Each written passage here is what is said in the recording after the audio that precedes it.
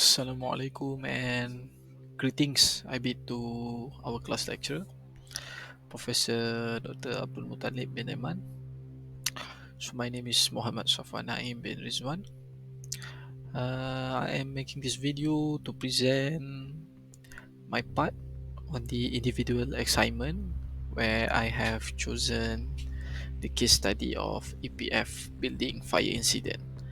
But I think first and foremost, it is important for me to clarify that this is the incident where it happened in 2018 and not the recent one from 2023 due to the fact that the recent one is lacking in data and report, so which is why I choose the former.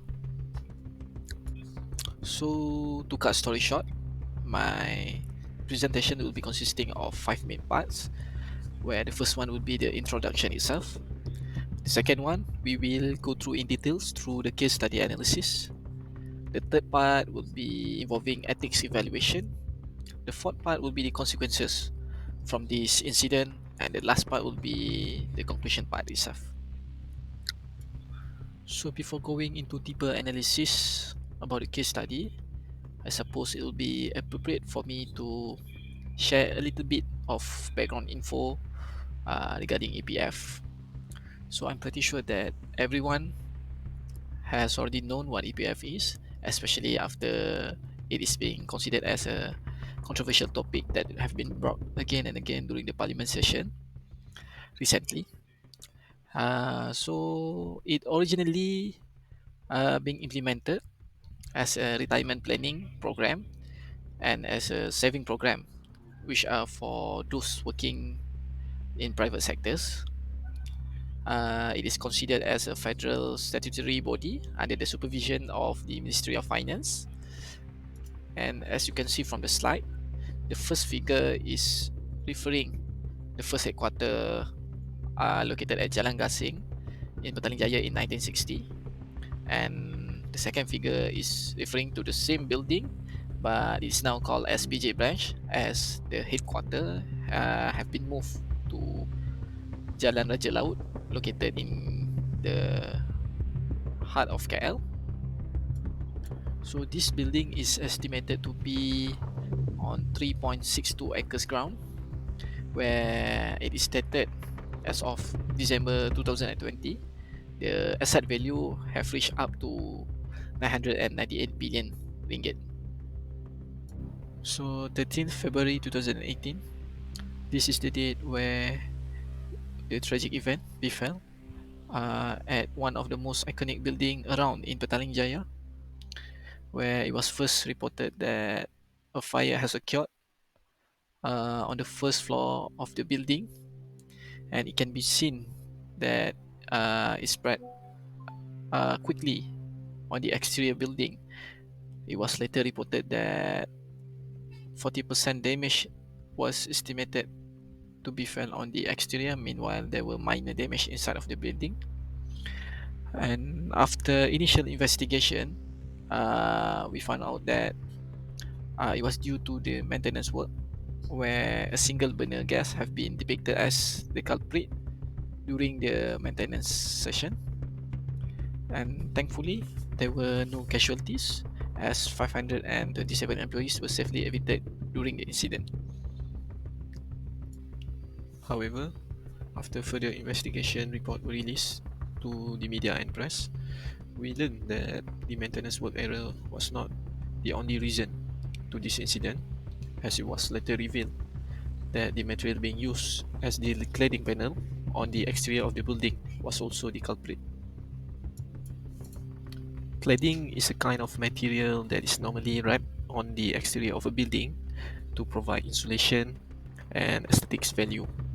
Despite the availability of fire-resistant cladding, it is said that polyethylene core cladding is often chosen due to its cheaper cost. However, according to Datuk Sulman Jahid, Fire and Rescue Services Department Deputy Director General of that time, although it was previously allowed, this material should not be used in any building as it was no longer considered safe, especially after the fire incident that befell Grenfell Tower in North Kensington, London.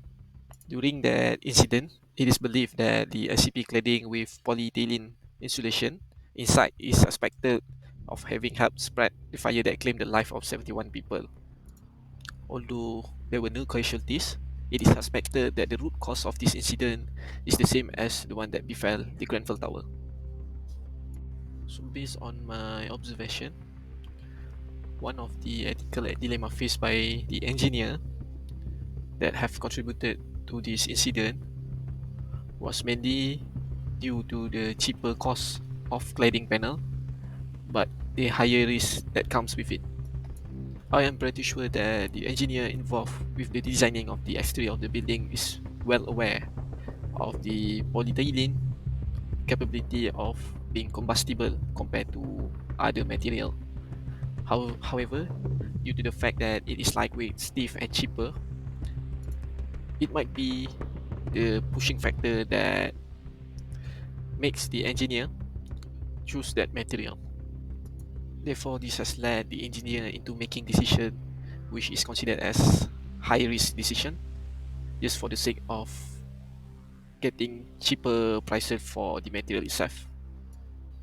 So, as for the ethical standards in construction, according to Uniform Building Bylaws 1984, Law number 144 stated that cladding on the external wall, specified on bracket 1, any cladding on any external walls, if such cladding is situated less than 1.2 meters from any point of the relevant boundary, shall have a surface complying with the requirement for class 0 specified in by law 204. This in amendment of 2021. And as for the requirements of class O, it is specified that any surface need to go through a combustible test before it is being utilized on the exterior of any building. So clearly over here, the firm involved in the designing of this exterior of this building is not well aware of this law, which have resulted in this tragic incident. So as the consequences that comes due to this incident, it could be categorized into three different parts. The first one will be involving the project or the building itself. It was stated on 20th September 2019 that EPF office in Jalan Gasing has been permanently closed. And it was later re-announced that it will be repurposed into a state-of-the-art senior living facility. So the hassle that comes from this is that the community have to redirect to other available branches for their services. There were also part of time where worriedness and unnecessary confusion occurred among the community as they were so worried about their data and savings. But it was later announced by the higher management of EPF that nothing was lost during the incident except some sort of document which are considered as not important. And as for the ethical implication that are being faced by the firm itself, it was later revealed that Pacific Builders Sdn Bhd had performed the building's maintenance work negligently in its ruling by the court. So they will fine 1 million with additional 50,000 charges for EPF operation relocation. So based on my observation, one of the key lessons that we can learn from this incident is the importance of following safety standards and regulation. As we could see the act of negligence being displayed by the firm involved during the maintenance work has led us to this tragic incident. The second one would be the importance of communication and transparency. I believe that if the engineer involved in the designing of the exterior of the building had been more transparent and honest about his decision on choosing that material of cladding panel, this incident could have been avoided sooner or later. And the last one would be the importance of accountability. I believe that each party that is involved with this incident need to be held accountable so that it could be a bigger lesson to the others on making sure that they are following the safety standards and regulation. So I guess that is all from me. Thank you for your kind attention.